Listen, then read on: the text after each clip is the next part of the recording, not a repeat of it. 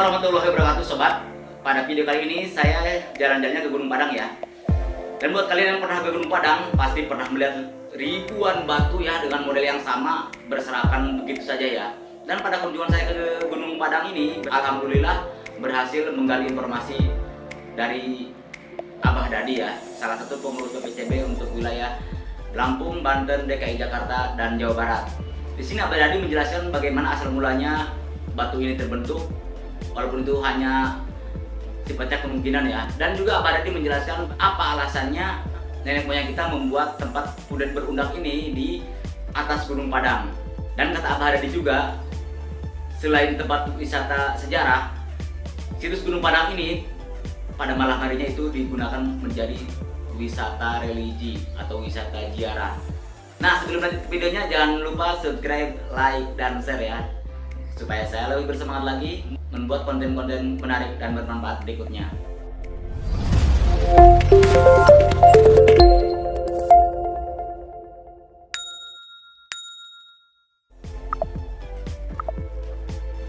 Nah, sekarang kita lanjut ke videonya. Ini dia videonya. Ya, alhamdulillah, Abah sedikit demi sedikit akan cerita tentang keberadaan benda seperti ini adalah secara dealnya atau secara setahu Abah Ya, pribadi dari tahun 72 Abah memang sudah masuk ke tempat ini. Aduh, tuh kengeng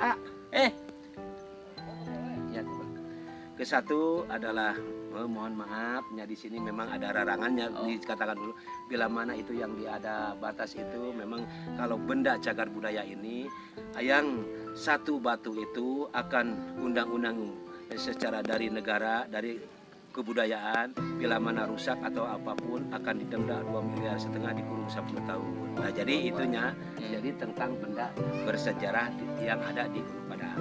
Jadi di Gunung Padang ini adalah merupakan tempat yang nenek moyang dulu membuat satu tempat yang paling strategis.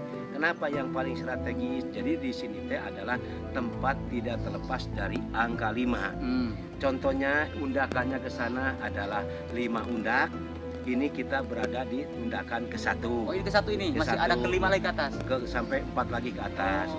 Jadi kalau di sini terus cina dina segi bendanya batu-batu baloknya seperti ini kebanyakan 70% sudutnya teh 5. Bila mana kita memandang ke arah Gunung Gede Pangrango, hitungan bukit yang berjejer juga 5. Terus yang melingkari Gunung Padang letter U dari bukit itu adalah bukit-bukit nama-namanya selalu dari dulu gue pernah diganti adalah 5 juga. Tuh ini di sini adalah kebetulan tidak terlepas dari angka 5. Seperti itu ya. Jadi nenek moyang dulu membentuk tempat ini yang angka yang paling strategis. Ya, alhamdulillah lagi kebetulan ini adalah benda seperti ini itu adalah nenek moyang dulu teh yang membuat tempat seperti ini teh ada 4 bahasa.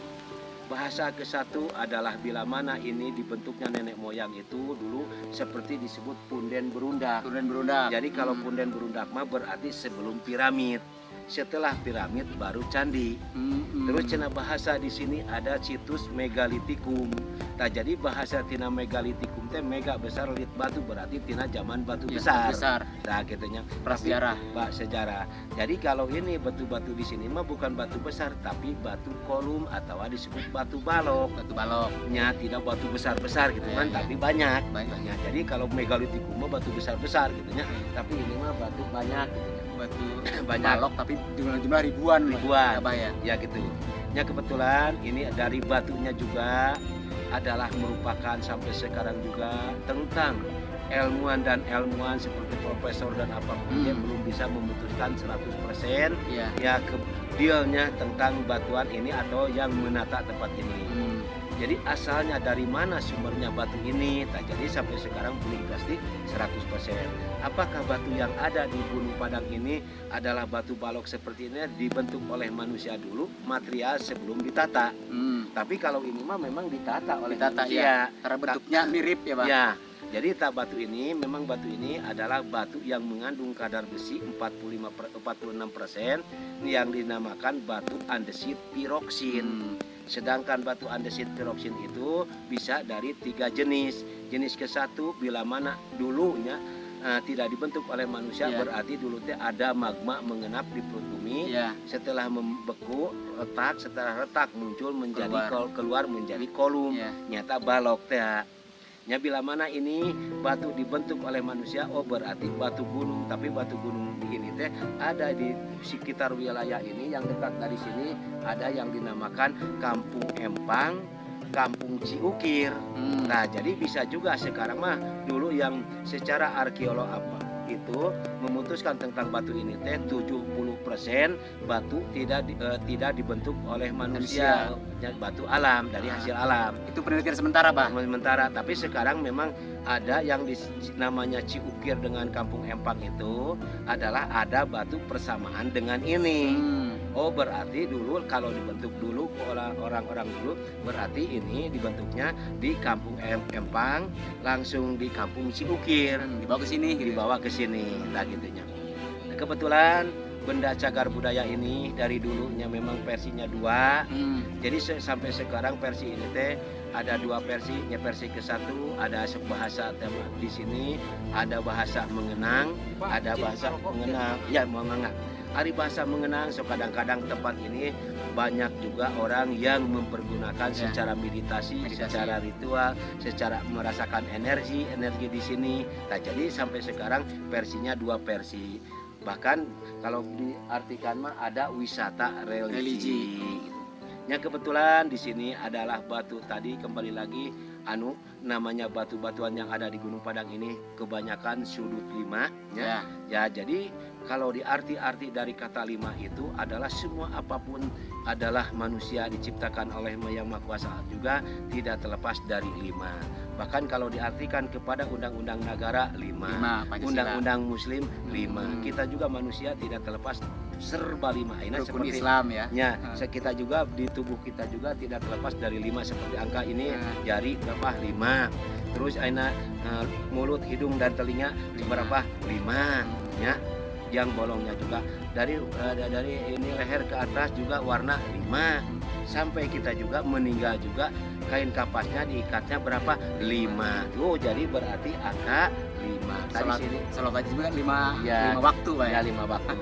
Nah kebetulan ini adalah benda ini teh sebetulnya mah dari dulu udah dipakai. Jadi dipakai dulu mah secara tempat pemujaan atau tempat bertapa. Pada tahun 1914 nya yang namanya Enjekrum itu secara orang Belanda kebetulan udah dicatat oleh beliau. Jadi yang dulu yang menemukan tentang ini teh orang Belanda pada tahun 1914 nyata namanya Enjekrum. Enjekrum. Tapi kalau pemerintah kita mah adalah secara menetapkan menjadi benda cagar budayanya adalah tahun 82-83. Kalau dilaporkannya pada tahun 1979. Itu resmi sama Republik Indonesia. Ya, jadi maksudnya yang melaporkannya pada tahun 1979. Tapi setelah dilaporkan, diteliti, yang ditetapkan menjadi benda cagar budayanya tahun 1982-83. Yang melaporkannya adalah Pak Endi, Pak Suma, Pak Jenal Abidin yang melaporkan dulu, yang melaporkan benda seperti tempat ini. Yang kebetulan benda ini adalah luas zona intinya 5 teras itu, jadi luasnya 4.000 meter. Jadi luas zona inti ini tempat ke atas itu adalah 4.000 meter. Tapi secara keseluruhan sekarang secara skala semuanya yang udah ada batuan yang diukur oleh diteliti ternyata kalau dibuka akan menjadi 29 hektar. Sampai ke sana, Bang. Ya, jadi kalau ini sebetulnya mah jadi sekarang teh dibatasi oleh 3 sungai. Nah, seperti batas yang dari sebelah timur ada sungainya tadi disebut Sungai Cikuta. Sebelah barat ada Sungai Cipangulaan. Sebelah utara ada Sungai Cimanggu. Nah, jadi maksudnya ini dibatasi oleh 3 sungai. Nah, jadi luasnya teh 29 hektar. Kalau dibuka. Bahkan diperkirakan nanti jadi secara tempat ini kalau dibuka akan timbul menyerupai piramid di Mesir gitu ya. Jadi ini atapnya tapi di bawah jadi hampir dari jauh itu hampir menyerupai piramid. Lebih besar lagi berarti di bawah, Lebih besar. Nah, udah jelas kan sobat? Penjelasannya dari video ini adalah video pertama dan ada kelanjutannya untuk part kedua dan part ketiga. Oke, jangan lupa subscribe, like, dan share. Sampai jumpa di video berikutnya. Assalamualaikum warahmatullahi wabarakatuh.